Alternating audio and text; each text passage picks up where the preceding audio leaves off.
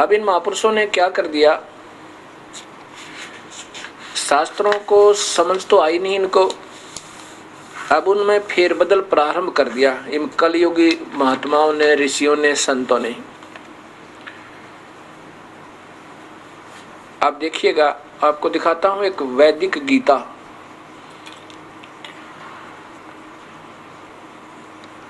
हरियाणा में जिला झज्जर के अंदर एक गुरुकुल है, झज्जर गुरुकुल। इसमें ये महात्मा जी श्री स्वामी आत्मानंद सरस्वती, इसका इन्होंने भाष्यकार गीता जी का, ये श्री मद भगवत गीता भाष्यम, इन्होंने इनका भाष्य किया है। भाष्य तो दूर रहा, इन्होंने तो इसका काम बिगाड़ दिया सारा ही। इन्होंने तो ऐसा काम कर दिया, आज तक मैंने नहीं देखा था कि ऐसा भी सतर गिर जाएगा भक्ति का। देखना इन्होंने क्या किया है, ये देखो कहाँ से प्रकाशित है। वैदिक गीता, ऊपर देखिएगा, वैदिक गीता मद भगवत गीता भाष्यम विवरणोपेतम, भाष्यकार श्री स्वामी आत्मानंद जी सरस्वती, प्रकाशक है हरियाणा साहित्य संस्थान गुरुकुल झज्जर, जिला झज्जर, द्वितीय वार 2000 विक्रमी संवत इतने में, मूल्य इसका इतना। आचार्य प्रिंटिंग प्रेस दानंद मठ रोहतक, यहाँ से ये प्रकाशित है। इन्होंने क्या कर दिया कि जो गीता है वो सही नहीं है, जो गीता है वो सही नहीं है, उसमें बहुत कुछ गलतियाँ, यानी जानबूझ करके कुछ श्लोक मिलाए हुए हैं। अब यहाँ देखिए, यहाँ से प्रारंभ करते हैं। ये मानते हैं कि पहला तो ठीक है, पहला ये द्वितीय अध्याय, इनमें बता रहे हैं कौन कौन से श्लोक बाद में मिलाए गए हैं जो वास्तविक नहीं है। हेडिंग है गीता में प्रक्षेप, अर्थात इसमें अन्य चीजें डाल दी, वास्तविक मंत्र कुछ हैं, कुछ थे वो उनके और भी ज़्यादा अपनी तरफ से मिला दिए लेखक ने, इनका ऐसा मानना है। क्या लिखे हैं कि गीता के दूसरे अध्याय का 24वां श्लोक प्रक्षिप्त है, अर्थात जानबूझकर मिलाया गया है, ये गीता में नहीं आना चाहिए था ये 24वां।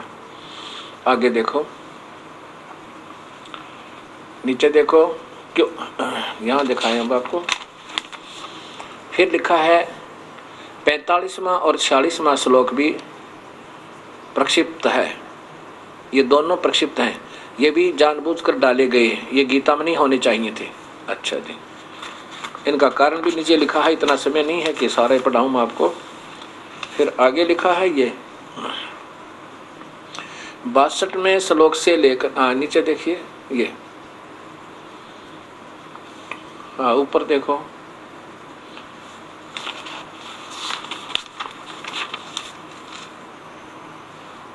इन्होंने ये अगति, ये देखो फिर अब तृतीय अध्याय में क्या किया है कि तीसरे अध्याय में 30, 31 और 32 ये श्लोक व्यर्थ है, अर्थात ये नहीं होने चाहिए थे इसमें।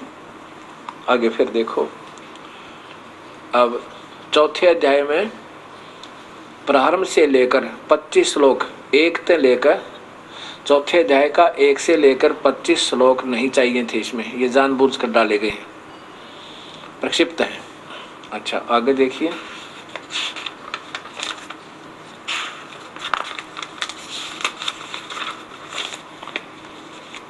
अब 5वें अध्याय के 13वें श्लोक से लेकर 13वें श्लोक से लेकर अंत तक, 5वें अध्याय के 13 से लेकर सारे आखिर तक रिजेक्टेड।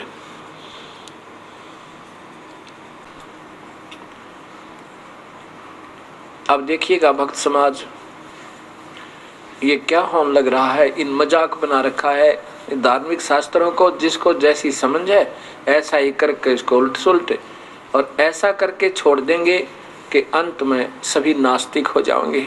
कोई प्रभु को नहीं मानेगा। नाना प्रकार के मत, नाना प्रकार के विचार, शास्त्रों को ऐसे बुरा हाल कर दिया, गीता का ही एक किस्म से विनाश कर दिया। ये पहला अनर्थ देख रहा हूं मैं कि शास्त्रों का इतना ज़्यादा अनर्थ कर देना। वैसे तो होता आ रहा है कि महाभारत के अंदर से भी काफ़ी प्रकरण निकाल दिए गए जो इनकी समझ में नहीं आए, किनकी?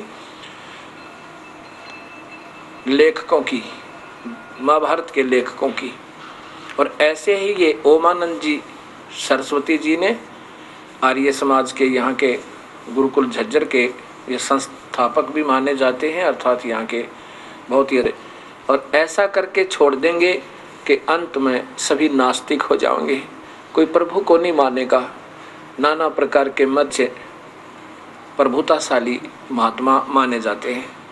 इन्होंने समझ में तो आया नहीं कि गीता को में लिखा क्या है और कैसे इसको पढ़ना चाहिए था, तो उनको रिजेक्ट कर दिया कि ये भी नहीं चाहिए थे, ये भी श्लोक नहीं चाहिए थे, ये वैसे मिला दिए। आगे देखो, अब क्या क्या दिखाऊं आपको।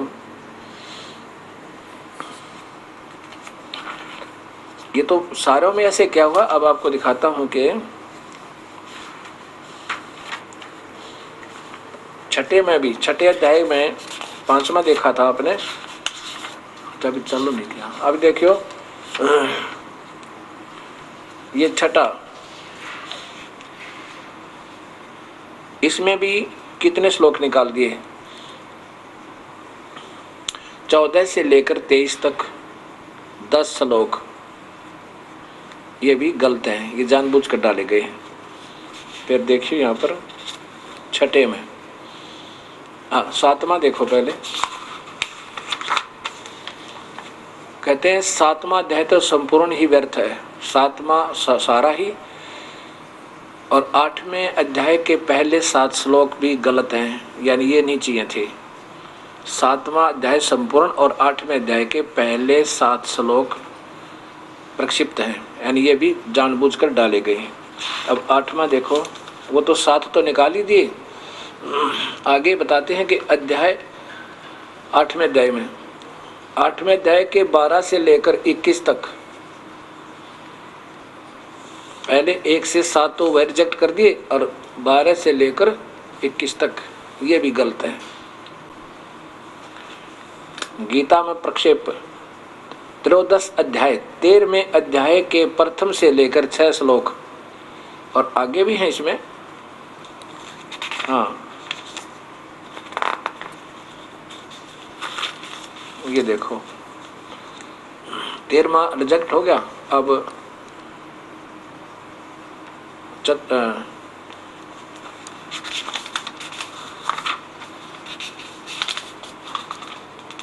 ये 14वां अध्याय है। 14वें अध्याय में, 14वें अध्याय में दूसरा, तीसरा और चौथा श्लोक प्रक्षिप्त है। 14वें अध्याय का दूसरा, तीसरा और चौथा ये नहीं चाहिए थे। अच्छा, आगे देखो, आगे है इसके बाद इस अध्याय के 29वां श्लोक भी प्रक्षिप्त है। 29वां भी नहीं चाहिए था। तेरे 7वें में, 29वें में स्पष्ट लिखा है, अब दिखाऊंगा आपको। 29वां, इसमें क्या लिखा है कि वो तत्परम, वो तत्परम। अच्छा देखो ना, हाँ आगे देखो, 29वां प्रक्षिप्त है, तो हो गया। आगे देखिए, यहाँ ये पंचदश अध्याय, 15वां अध्याय सारा ही प्रक्षिप्त है। 5वां अध्याय तो सारा ही रिजेक्टेड है। 14वें, हाँ ये इसका कारण बता रहे हैं किस कारण से। 15वां तो बिल्कुल रिजेक्टेड है। आगे देखो 17वां, 16वां अध्याय में, 16वें अध्याय में 18वां, 19वां और 10वां, 20वां श्लोक प्रक्षिप्त है। इसमें 18वां, 19वां, 20वां और 16, 15